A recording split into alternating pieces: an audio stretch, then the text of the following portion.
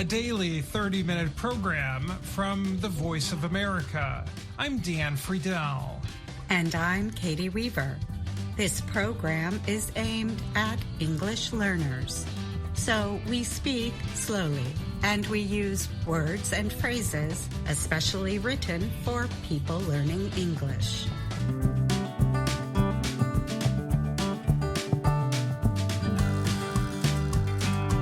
Coming up on the program, Gina Bennett brings us Ask a Teacher. Today, she answers a question that many VOA Learning English fans ask. How do I improve my vocabulary? We also hear a report about a popular dance in Brazil that is being honored by lawmakers from Rio de Janeiro state. Dan Novak has that story. And we close the show with the program American Stories.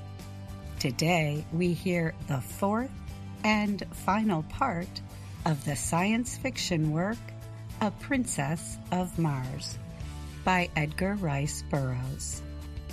But first, a report about a major recognition for a small but very popular Mexican food stand. Be warned, this story might make your mouth water. Mexico City's Tacos El Califa de Leon recently became the first Mexican taco stand to get a Michelin star, an award presented by the famous French restaurant guide. Chef Arturo Rivera Martinez recently stood over a very hot grill when Michelin representatives came to present him with one of the company's heavy white chef's coats. But Rivera Martinez did not put the jacket on. In this very small 3-meter by 3-meter business space, the heat makes the meat, and the heat is strong. At El Califa de Leon, there are only 4 things on the menu, all of them tacos. The food business has been doing the same 4 things since opening in 1968. The secret is the simplicity of our taco. It has only a tortilla, red or green sauce, and that's it. That and the quality of the meat, said Rivera Martinez. He is also probably the only Michelin-starred chef who, when asked what drink should go with his food, answers, "I like a Coke." Other than perhaps one street food stand in Bangkok, Thailand, El Califa de Leon is probably the smallest restaurant ever to get a Michelin star. And half of the small space is taken up by a solid steel plate grill that is hotter than the salsa. Thousands of times a day, Rivera Martinez gets a fresh, thinly sliced piece of beef and puts it on the hot steel grill. The heat is one of the few secrets Rivera Martinez would share.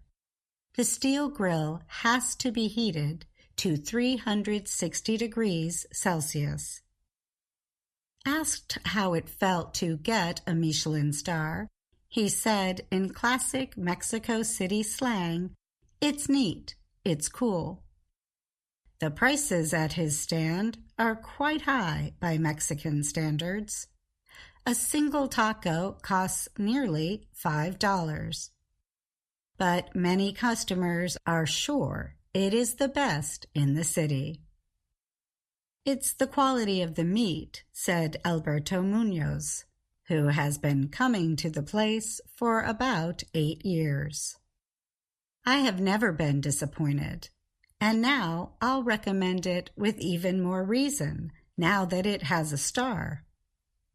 His son, Alan, who was waiting for a beef taco alongside his father, noted, "This is a historic day for Mexican cuisine, and we're witnesses to it." It really is about not changing anything: the freshness of the tortillas, the menu, the design of the restaurant. Owner Mario Hernandez Alonso will not even tell where he buys the stand's meat. By law, following the coronavirus pandemic, Mexico City restaurants have been permitted to open up street-side seating areas. But El Califa de Leon does not even have a sidewalk where customers could eat because of all the street vendors. Asked if he would like them to make room for a street-side seating area, Hernandez Alonso said, pointing to the street vendors, "As the saying goes, why fix or change something that's all right? You shouldn't fix anything. It's the way God ordered things, and you have to deal with it."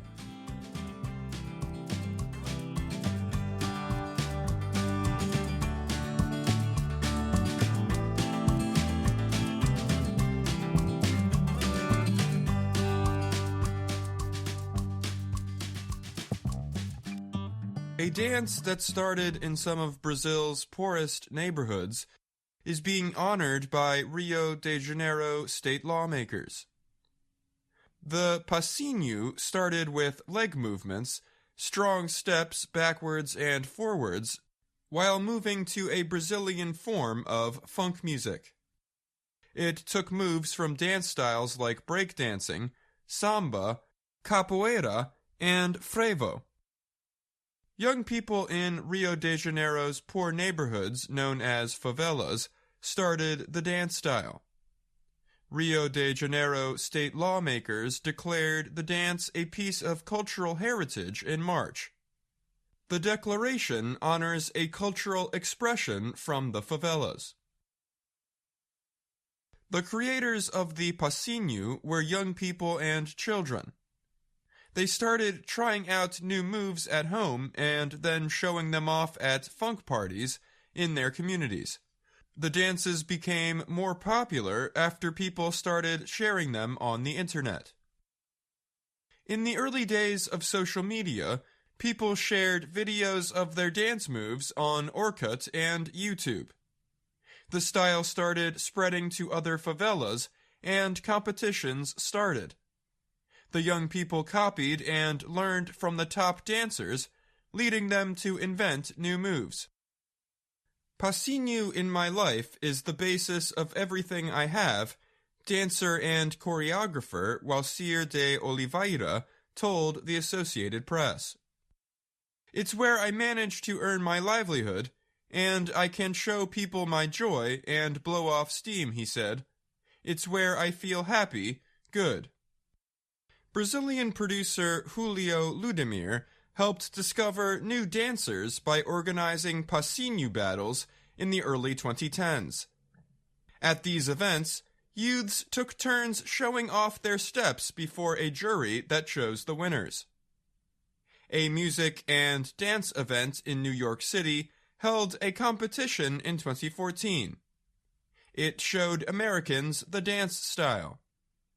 Dancers started appearing on popular TV shows and performed at the opening ceremony of the Rio de Janeiro 2016 Olympic Games. Ludemir describes the style as an expression of Brazilian culture called cannibalism. That is the idea of taking elements from other cultures to produce something new. He said the passinho is a dance that takes elements from all dances. It's a crossing of the cultural influences absorbed by kids as they were connecting with the world through social media in internet cafes. Supporters say dancing also became a way for young people from the favelas to avoid becoming criminals. Rio State legislator Veronica Lima proposed the law honoring the pasinho. In a statement, Lima said it was important to help decriminalize funk and artistic expressions of youths from the favelas. Ludemir said the declaration honors the first generation of pasinho dancers as examples for favela youths. Among them is Pablo Enrique Gonçalves.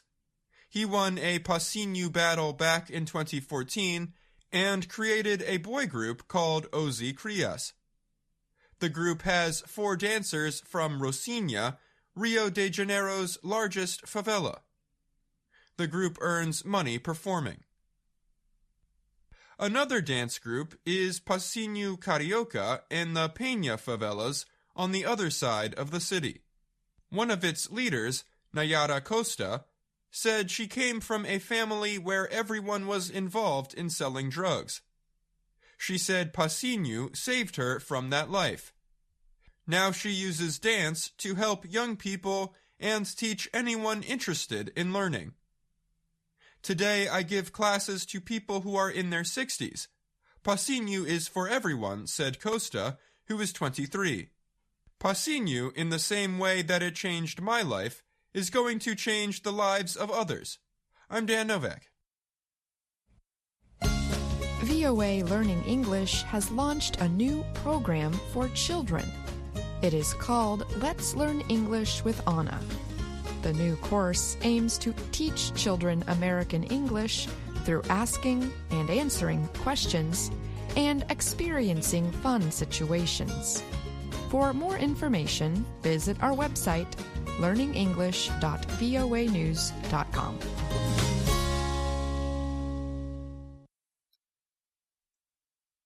Hello. This week on Ask a Teacher, we talk about how you can improve your vocabulary. Many VOA Learning English fans write to us with this question. What is the best way to improve my vocabulary? This is a good question, VOA fans. Many learners think the best way to improve their vocabulary is to learn the definition of many words. But this is not necessarily the best way to improve. The best way is to fully know a word. To know a word, we must know its form, meaning, and usage. Today, let's talk about the form of a word. In the coming weeks, we will talk about meaning and usage. The form of a word can relate to how it sounds, is written, and what its parts are. Knowing the sounds of a word includes recognizing it when it is spoken and being able to say it correctly. This includes the individual sounds and also how the sounds may change when people are saying the word quickly. For example, it's nice to meet you. When some people say this sentence at a natural speed, they might make a ch sound at the end of the word meet and the beginning of the word you, although the word's spellings do not suggest this. This sound change does not affect the meaning of the words, but it might cause you trouble when you are trying to understand the sentence. In English, stress is important to the sound of a word, and it can even decide whether a word is a noun or a verb. For example, the word spelled R-E-C-O-R-D can be thought of as 2 words. When we stress the first part of the word, record, it is a noun. When we stress the second part of the word, record, it is a verb. What appears to be one word is really 2 parts of speech. This is part of knowing what form a word takes. The form of a word also involves its parts. It is important to recognize the root word in addition to prefixes or suffixes. These are added beginnings or endings which change the meaning of the word's root. For example, knowing that the word addition includes recognizing the verb to add plus the suffix tion, which suggests a state or an action. Knowing the word untrue includes recognizing the base word true and the prefix un, which means not. When we look at English words in this way, we can see that our vocabulary expands by understanding a word's form. As we saw in the word record, the same word can work as two parts of speech. VOA fans, the best way to improve your vocabulary is to really know a word, its form, meaning, and usage, not just a definition. Do you have a question about American English? Send us an email at learningenglish@voanews.com. And that's Ask a Teacher. I'm Gina Bennett.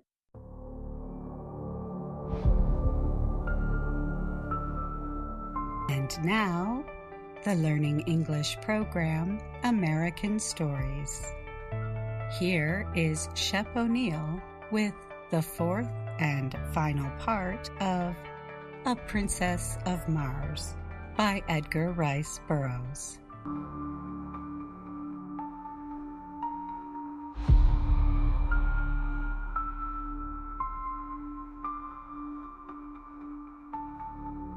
A huge green warrior, Tars Tarkas, came slowly toward me with his thin sword. I backed away. I did not want to fight him. I did not wish his death. He had been as kind to me as a green Martian can be. As I stood watching him, a rifle fired in the distance. Then another, and another. Tars Tarkas and his warriors were under attack from another tribe of green warriors. Within seconds, a terrible battle raged. As I watched, 3 of the attackers fell on Tars Tarkas. He killed one and was fighting with the other 2 when he slipped and fell. I ran to his aid, swinging my sword. He was on his feet. Shoulder to shoulder, we fought against the attackers. They finally withdrew after an hour of fierce fighting. John Carter, I think I understand the meaning of the word friend. You saved my life when I was about to take yours. From this day, you are no longer a captive among our people, but a leader and great warrior among us. There was a smile on his face. Once again, he took off a metal band from his arm and gave it to me. I have a question for you, John Carter. I understand why you took the Red Woman with you. But why did Sola leave her people and go with you? She did not want to see me or the princess harmed. She does not like the great games held by your people where captives are led to die. She knows if she is caught, she too will die in the games. She told me she hates the games because her mother died there. What? How could she know her mother? She told me her mother was killed in the games because she had hidden the egg that produced her. Her mother hid Sola among other children before she was captured. Sola said she was a kind woman, not like others of your tribe. Tars Tarkas grew angry as I was speaking, but I could see past his anger. I could see pain in his eyes. I immediately knew Sola's great secret. I have a question for you, Tars Tarkas. Did you know Sola's mother? Yes, and if I could have, I would have prevented her death. I know this story to be true. I have always known the woman who died in those games had a child. I never knew the child. I do now. Sola is also my child.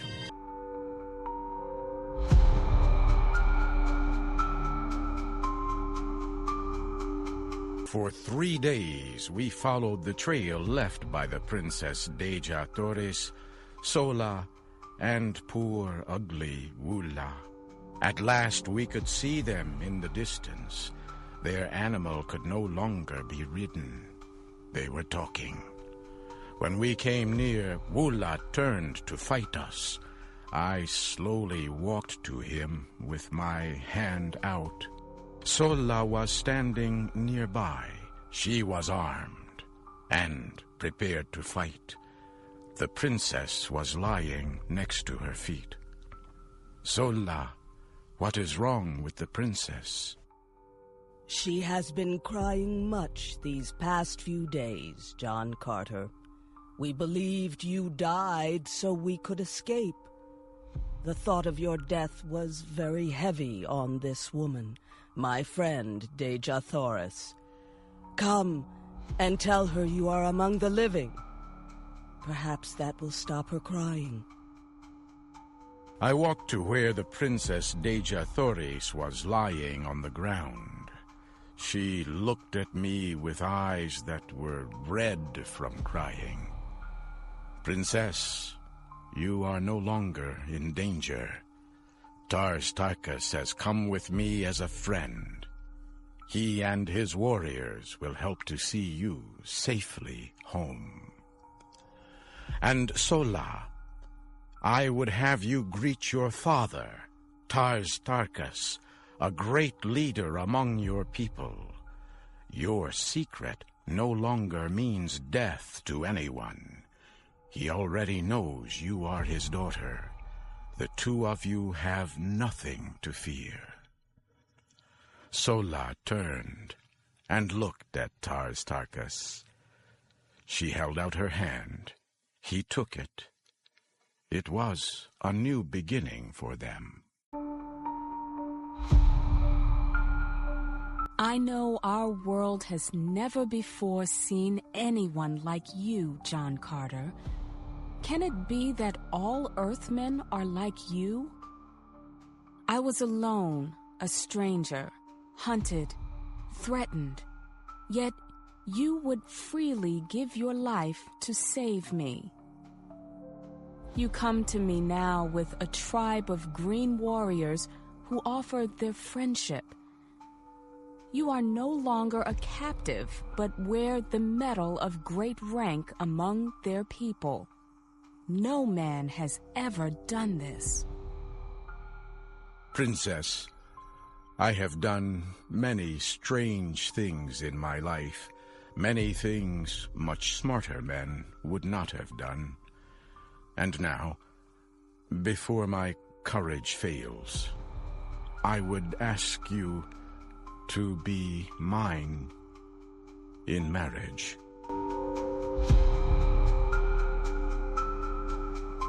She smiled at me for a moment, and then her dark eyes flashed in the evening light. You have no need of your courage, John Carter, because you already knew the answer before you asked the question.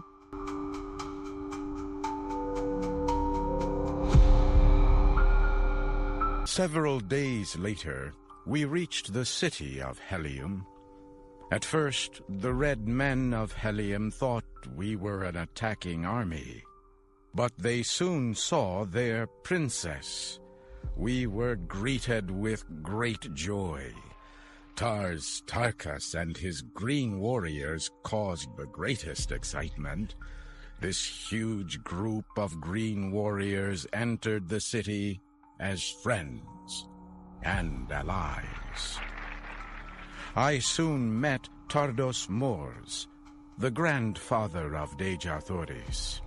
He tried several times to thank me for saving the life of the princess, but tears filled his eyes, and he could not speak.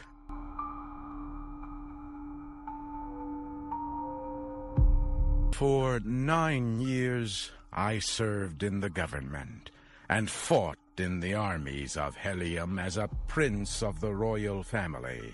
It was a happy time. The Princess Deja Thoris and I were expecting a child.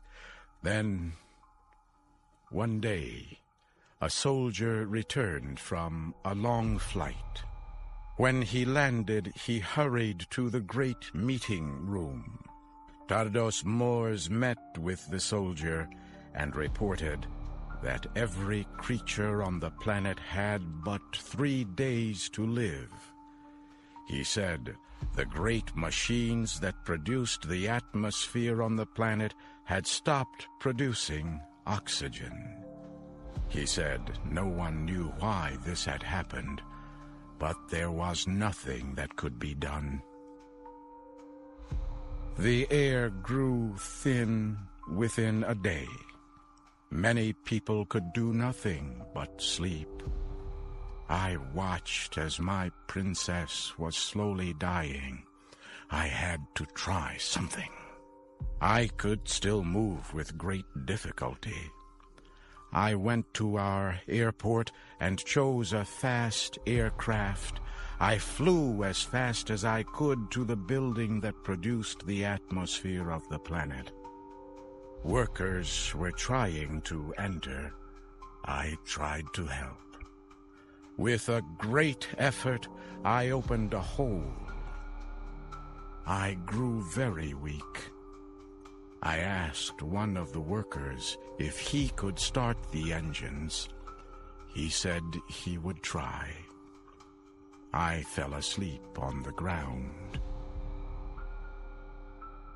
It was dark when I opened my eyes again. My clothing felt stiff and strange. I sat up. I could see light from an opening. I walked outside. The land looked strange to me. I looked up to the sky and saw the red planet Mars. I was once again on Earth in the desert of Arizona. I cried out with deep emotion. Did the worker reach the machines to renew the atmosphere? Did the air reach the people of that planet in time to save them? Was my Princess Deja Thoris alive, or did she lie cold in death? For 10 years now, I have watched the night sky looking for an answer. I believe she and our child are waiting there for me. Something tells me that I shall soon know.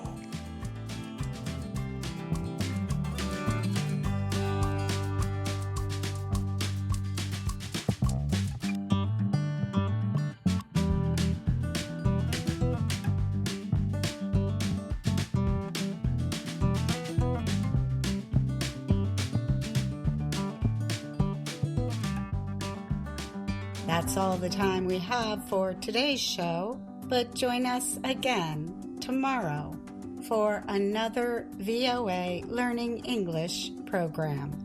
Thanks for listening. I'm Katie Weaver.